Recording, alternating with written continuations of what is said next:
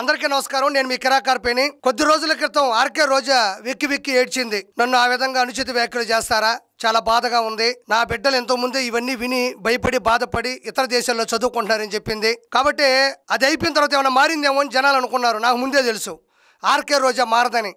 మళ్ళీ ఒక సభలో ఏం మాట్లాడుతుందో ఆ మాటలు విందాం. ఈ గాల్లో గెలిచిన గాలి నా కొడుకులు ఎక్కువైపోయినారు రాష్ట్రంలో ఎమ్మెల్యేలు. మీరు తెలుసుకోవాల్సింది, రాష్ట్రంలో ఉన్న తెలుగుదేశం పార్టీ జనసేన నాయకులు తెలుసుకోవాలి.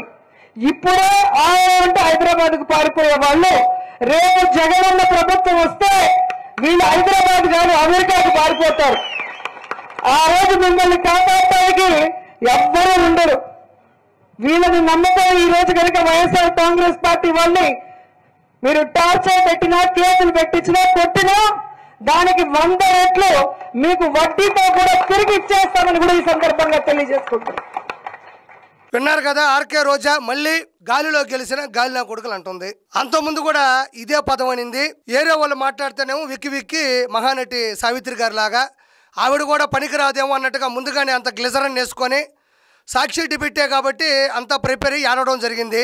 మారిందని జనాలు అనుకున్న లోపల మళ్ళీ డోసు పెంచింది. అంటే జగన్మోహన్ రెడ్డి నీకేం కాదమ్మా, నువ్వు అలానే మాట్లాడు, మన సంస్కృతి సాంప్రదాయం వైఎస్ఆర్సీపీ తరపున కరెక్ట్గా పాటిస్తూ ఉండవు, అది మన పండగ, బూతులు అనేది మనకు పెద్ద పండగ, మరో సంక్రాంతి లాంటిది, కాబట్టి నువ్వు డోసు పెంచు, నీకు హోమ్ మినిస్టర్ ఇస్తా అని చెప్పినట్టున్నాడు.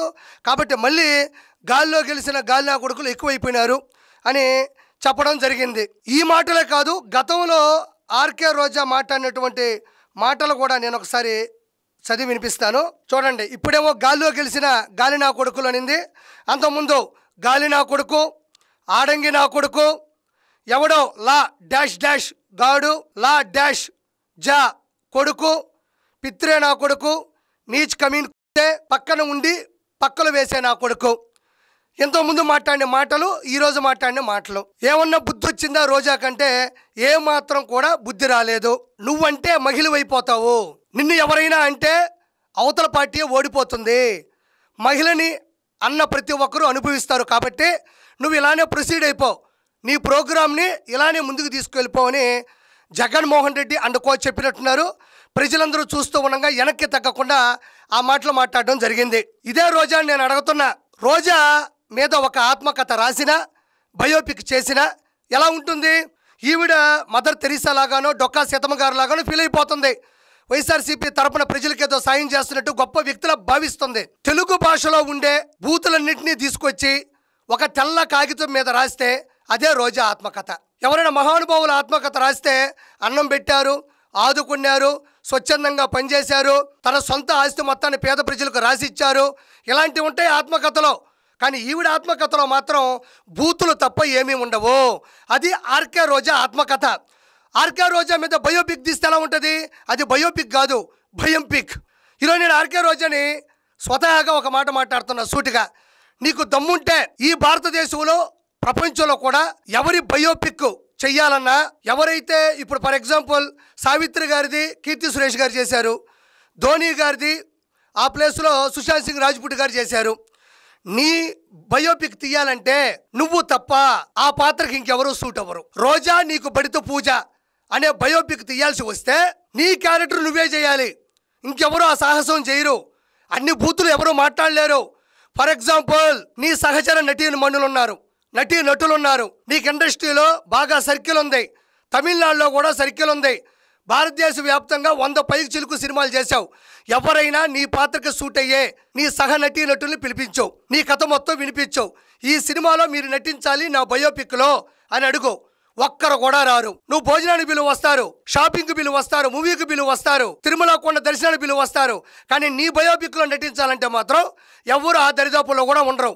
ఇంకొక చరిత్ర నీకు మొదలవుతుంది. ఎవరైనా తన బయోపిక్ చేసేటప్పుడు అదే హావభావాలు, face cuts, language, body language ఇవన్నీ ఉండే వాళ్ళ చేత నటింపు చేస్తారు. అది ఇంట్రెస్ట్ గా ఉంటే జనాలు నెస్తే సూపర్ డూపర్ హిట్ అయినటువంటి చిత్రాలు కూడా ఉన్నాయి. కానీ నీ బయోపిక్ లో నువ్వే నటించాల్సినటువంటి సందర్భం రాబోతుంది. అంత స్థాయికి దిగజారిపోయినావు. నిన్ను ఎవరైనా ఏదైనా అంటే చాలు, ఈ మధ్యలో కొత్త పాట ఒకటి స్టార్ట్ చేసావు. 4 పదాలు వాడతావు. నేను స్టార్ హీరోయిన్, డైరెక్టర్ భార్యని, ఎక్స్ మినిస్టర్, ఎక్స్ ఎమ్మెల్యేని. ఏమ్మా బూతులు తిడుతున్నావు సభ్య సమాజంలో, తప్పు కదా అంటే నేను ఒకప్పుడు స్టార్ హీరోయిన్ అంటావు. తిరుమల కొండ మీద టికెట్లు అమ్ముకొని కోట్ల రూపాయలు సంపాదించావు, తప్పు కదా అంటే నేను ఒక డైరెక్టర్ భార్యని అంటావు. అడ్డదిడ్డంగా అన్నదమ్ముల సాక్షిగా 3000 కోట్ల రూపాయలు చలామణి చేశావు అంటే నేను ఎక్స్ మినిస్టర్ అంటావు. నగిరిలో ఏ మాత్రం అభివృద్ధి పనులే చేయలేదు అంటే నేను ఎక్స్ ఎమ్మెల్యే అంటావు.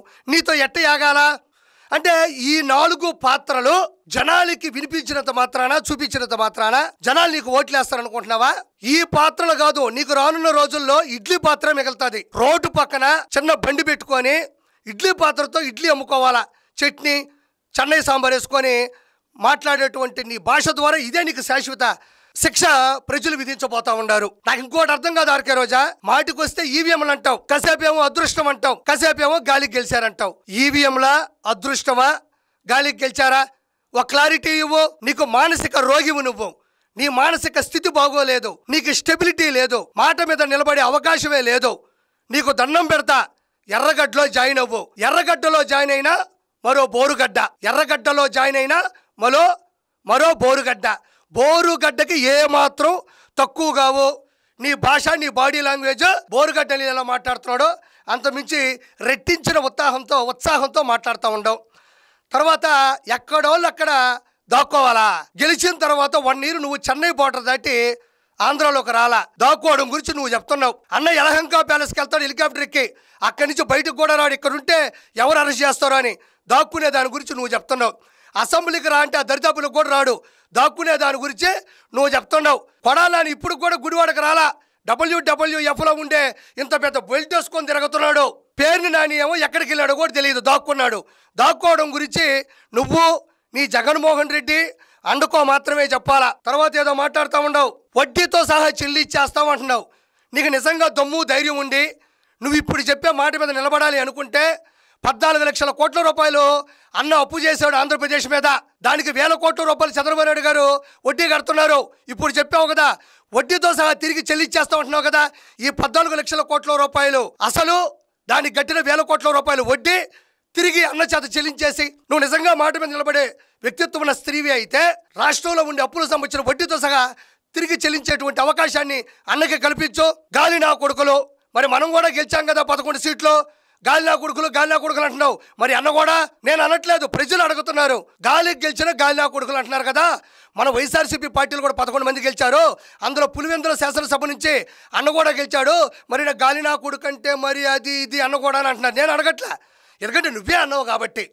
ఇంకోటి, గాలి నా కొడుకులనే గాలి భానుప్రకాష్ నాయుడు గారి చేతిలో 45,004 ఓట్ల తేడాతో ఓడిపోయినావు. ఆ గాలి భానుప్రకాష్ నాయుడు గారు నీ గాలి తీశాడు, నీ తిత్తి తీశాడు.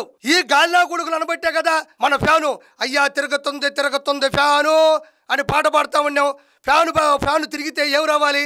గాలి రావాలి.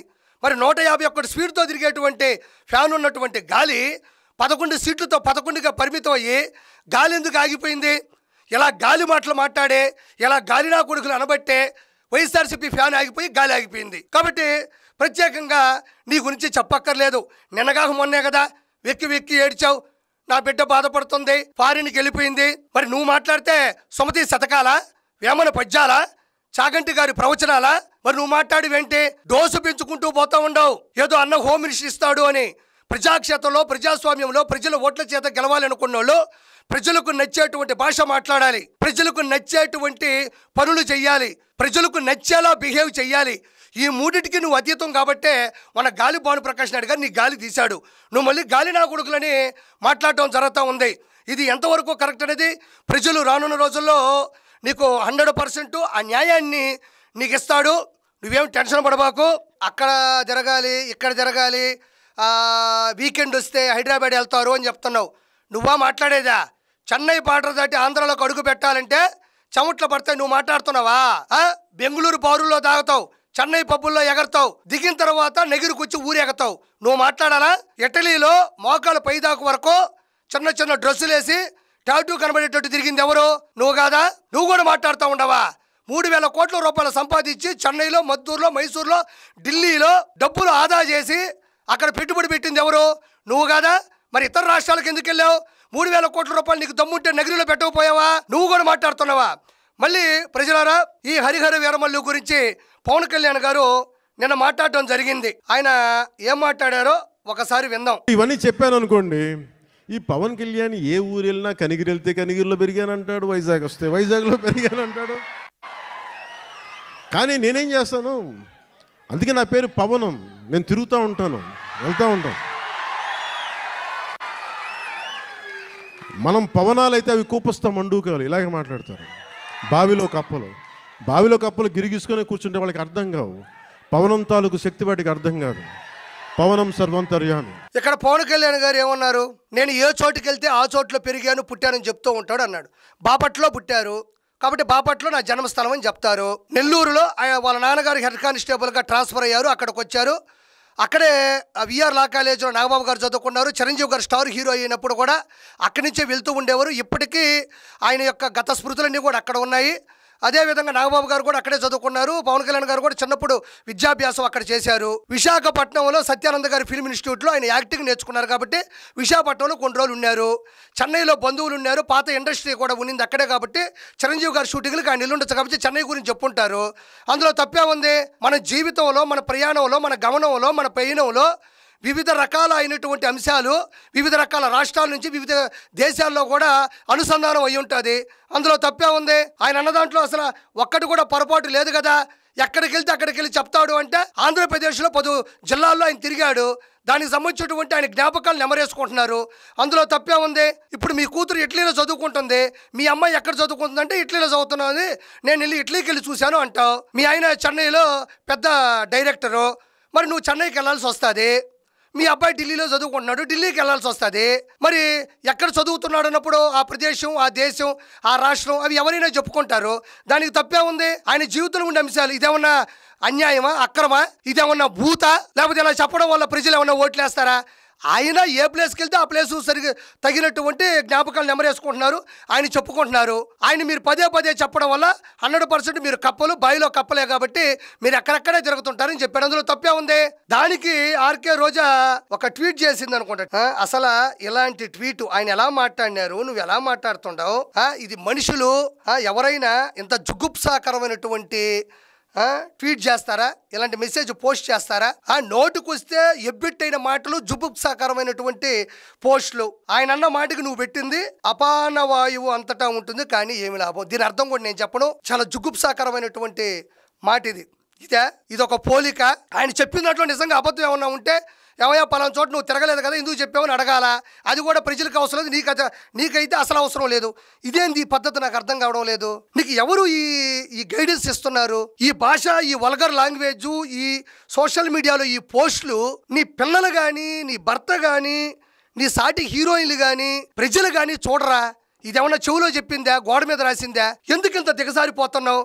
ఓకే, ఇది నేను చదివి వినిపించాను, మీ విలువైనటువంటి కింద కామెంట్లో పెట్టండి, నేను ఇంకా అడగదలుచుకోవాలా. దీనికి ఏమన్నా అర్థం ఉన్నటువంటి కామెంటా రోజా ఇది? అందుకనే నీ నోరుని డ్రైనేజ్తో పోలుస్తారు, నోరేమో డ్రైనేజ్ కంపుతో పోలుస్తూ ఉంటారు. మరి ఎందుకో నాకు అర్థం కావడంలే. ఈవిడ అసలు ఒరిజినల్గా ఇలా మాట్లాడుతుంది కదా, ఇవేమన్నా చదువుకుందా అని చెప్పేది ఒకసారి చూసా. ఒకసారి డిస్ప్లేలో చూడండి, వికీపీడియాలో కూడా ఉంది ఇది. She got her bachelor's degree in political science from Shri Padmavathi women's university Tirupati, Roja learned Kuchipudi and was performing in dance before she entered films. తిరుపతిలో ఉండేటువంటి శ్రీ పద్మావతి మహిళా యూనివర్సిటీ, ఉమెన్స్ యూనివర్సిటీలో bachelor's degree in political science చదివావు. పొలిటికల్ సైన్స్ చదివినప్పుడు పొలిటికల్లోకి సంబంధించినటువంటి ఎలా ఉండాలి, మన సిచ్యువేషన్ ఎలా ఉండాలి, మన విధి విధానాలు ఎలా ఉండాలి, ఎదుటి వ్యక్తితో ఎలా మాట్లాడాలి అనేది కొంచెమైనా నీకు ఎందుకు రాలేదు? ఇంత చదువు చదివావు. భారతదేశంలోనే, ప్రపంచంలోనే వన్ ఆఫ్ ద బెస్ట్ మహిళా యూనివర్సిటీ ఇది శ్రీ పద్మావతి. అంత పెద్ద యూనివర్సిటీలో చదివిన నీకు చదువు అబ్బిందో లేదో తెలియదు, కానీ సంస్కారం, సభ్యత మాత్రం నీకు అలవాటు అవ్వాల. ఏ యూనివర్సిటీలో అయినా, ఏ కాలేజీలో అయినా, ఏ స్కూల్లో అయినా, ఏ ట్యూషన్ దగ్గరికి వెళ్ళినా చదువు నేర్చుకునేది సభ్యత, సంస్కారం కూడా రావాలని. చదువు మాత్రం చదివినావు, నీకు సభ్యత, సంస్కారం ఎందుకు రాలేదు? నేను పెంపకం గురించి కూడా మాట్లాడదలుచుకోవాలి, ఎందుకంటే మీ కుటుంబంలో ఎవరు ఆ విధంగా మాట్లాడరు. నీ ఒక్కదానికే ఆపాదిస్తున్నారు అందరూ కూడా. మళ్ళీ Kuchipudi and was performing in dance before she entered films. Kuchipudi అన్నా కూడా భారతీయ సాంప్రదాయానికి సంబంధించినటువంటిదే కదా.